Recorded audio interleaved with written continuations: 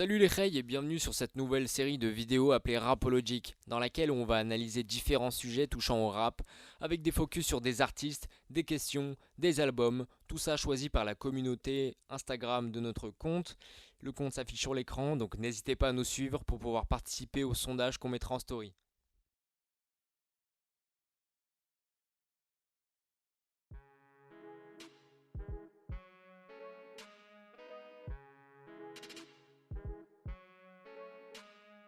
Al Capote fait partie du petit club des rappeurs qui ont mis du temps à percer. Et par percer, j'entends bien sûr le fait d'être connu et reconnu du grand public. Et le problème, c'est que le grand public en rap a mis du temps à se développer en France, même si on a pu assister à une importante remontada du rap à partir des années 2010, avec la nouvelle vague portée par des artistes comme Vald, Damso ou encore Nekfeu. Mais alors comment Al Capote a-t-il survécu à l'enfer pour devenir le véritable papa du rap d'aujourd'hui? Et comment a-t-il certifié son grade d'empereur du game au point d'avoir des servantes sur Planet Rap qui lui essuient le crâne? Et non, je mens pas.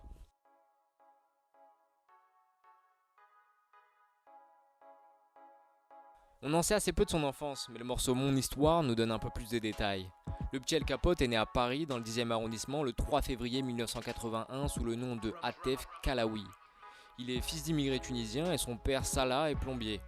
Le futur rappeur redouble la 6e, puis le reste de sa scolarité est difficile. En 3e, la conseillère d'orientation le dirige vers une formation pro dans le même domaine que son père. Ses parents déménagent entre-temps d'un petit appart parisien pour arriver dans le 91 en Essonne, dans la fameuse cité des pyramides à Évry-Courcouronnes, une ville de rappeurs à la limite du centre de formation depuis le début, avec des artistes comme DC's, Niska ou encore Kobalade. Mais ce qui intéresse le jeune Tounsi à cette époque, ce n'est pas la plomberie mais le rap. La carrière du rappeur commence en l'an de grâce 1995, l'année de naissance d'Aya Nakamura et de l'ouverture de la cathédrale d'Evry. Atef trouve son pseudo en mélangeant Al Capone et Capote, un jeu de mots déjà révélateur du personnage. Donc à seulement 14 ans, Al Capote se met à gratter ses textes et à affiner sa plume. Il dit dans plusieurs interviews avoir une passion pour la rime qu'il va bosser pendant 3 ans avec des potes de sa ville. Le rap permet à Al Capote d'exprimer une sorte de double, le son évacue son alter ego de sa tête comme Orelsan avec Raelsan ou Eminem avec Slim Shady. Le jeune Tounsi voit déjà une carrière, comme le dit son acolyte Katana dans une interview. En 98, le rappeur sort de l'anonymat avec la création de son groupe Unité de Feu, composé d'un ami du quartier, Katana, et de lui-même. Katana avoue dans une interview accordée à l'ABCDR du son qu'à 16-17 ans, il partait en studio avec Al Capote et enregistrait en one shot, c'est-à-dire rappé en une seule prise. Tout ça avec des flows changeants et des mots bien choisis, et les gens étaient choqués. Deux gamins tout juste nés dans le rap et qui en maîtrisaient déjà les codes. Ils rejoignent Neochrome en cours de route, un label indépendant d'Île-de-France dont les membres actuels comptent encore aujourd'hui Al Capote, 7 Gecko ou 25G. D'ailleurs 25G suit notre compte Insta, donc force à lui, à sa commu, et on vous met son watt sur l'écran. En 2006, ils sortent leur premier projet chez Neochrome, Haine, Misère et Crasse. 29 tracks millésime Evry 2006 devenu culte. Pourquoi? Parce que c'est le reflet d'une époque, c'est du rap de test avec de l'écriture, avec des sons marquants comme Légitime Défense ou Blood Brothers, et des beats frais qui changeaient de la G-Funk qui se faisait à l'époque. Le double CD propulse Unité de Feu et Neochrome sur le devant de la scène rap alternative de l'époque. Petit détail, le nom de l'album parodie le titre de la longue série Amour, Gloire et Beauté en toute crasserie.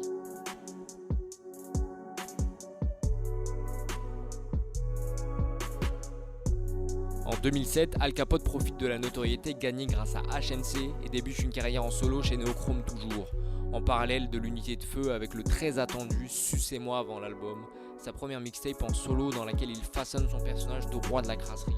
Enfin seul, sans Katana, on découvre un Al Capote encore plus fou qu'au début, enchaînant les sales refs et les rimes bien placées tels des supercuts. 2 ans après l'album d'Unité de Feu, Katana et Al Capote récidivent. Publie La Ténébreuse Épopée en 2008, une mixtape très appréciée par les fans de l'époque comme une montée en gamme par rapport au premier projet. En 2008 toujours, le Tounsi continue sur sa lancée avec son premier album studio, L'Empereur, qui a encore une fois posé les bases de l'Al Capote moderne.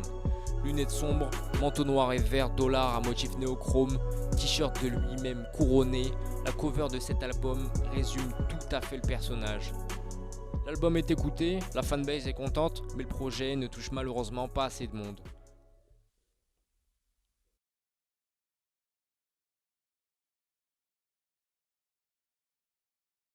Si on fait l'effort de regarder plus loin que les insultes de l'empereur, on voit qu'il a commencé sa carrière tôt avec un délire très particulier qu'il a toujours poussé jusqu'au bout.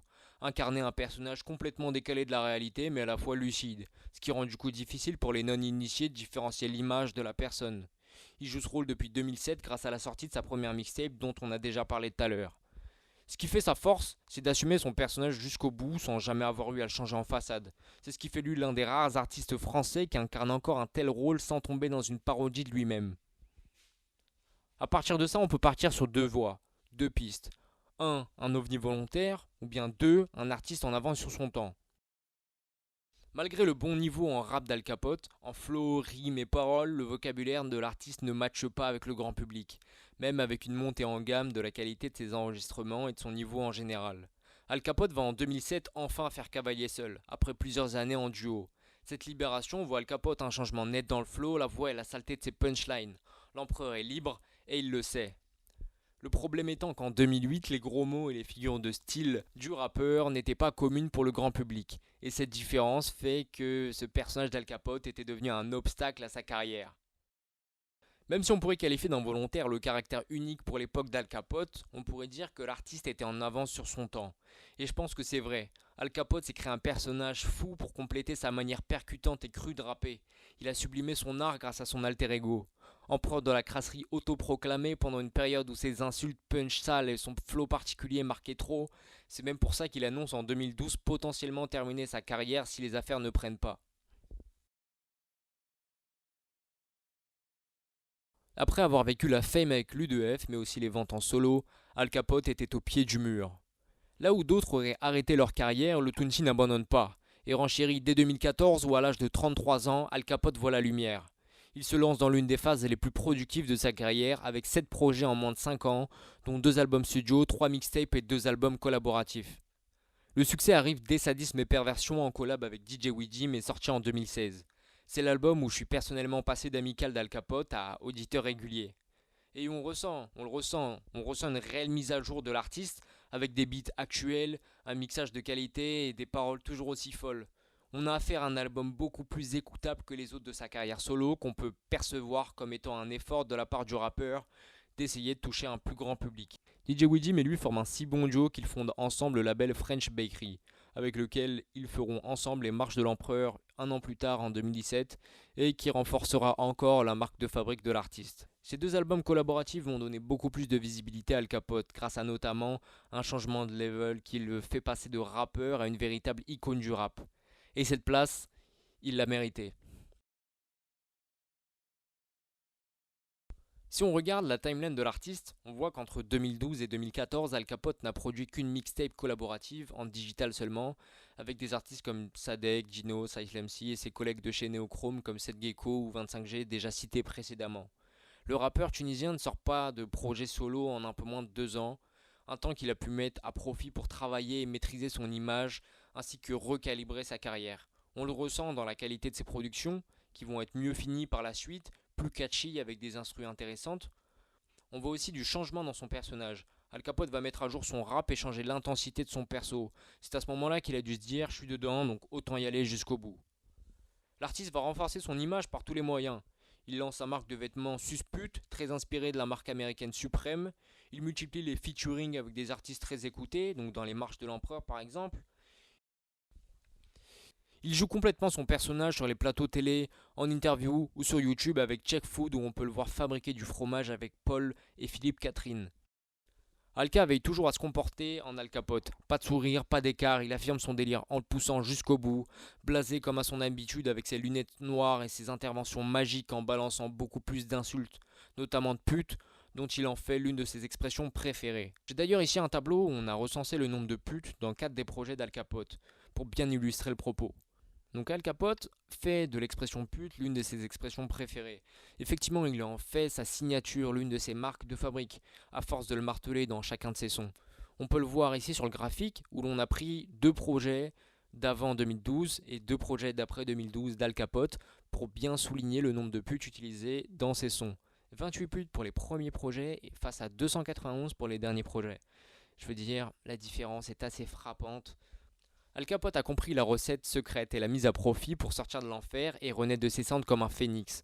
Faut savoir que derrière tout ça, il y a énormément de travail, d'argent et de temps investi. L'artiste a fait les bons choix quand d'autres auraient abandonné. Et juste pour le fait d'avoir persévéré dans un milieu comme le rap français, aussi difficile soit-il sur une période de 10 ans en solo, fait de lui un véritable guerrier, un véritable survivant de l'enfer.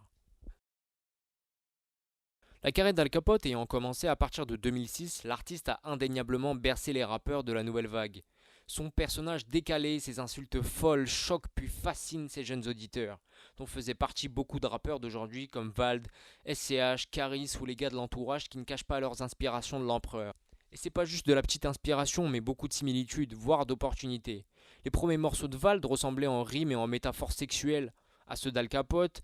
Caris n'aurait jamais eu de succès si Al Capote n'avait pas choqué la France avant lui, et SCH avait même des posters d'Al Capote dans sa chambre. Cette validation généralisée par tant de rappeurs contribue au facteur admiration du Tounsi, qui est passé en l'espace de quelques années d'empereur de la crasserie à empereur tout court.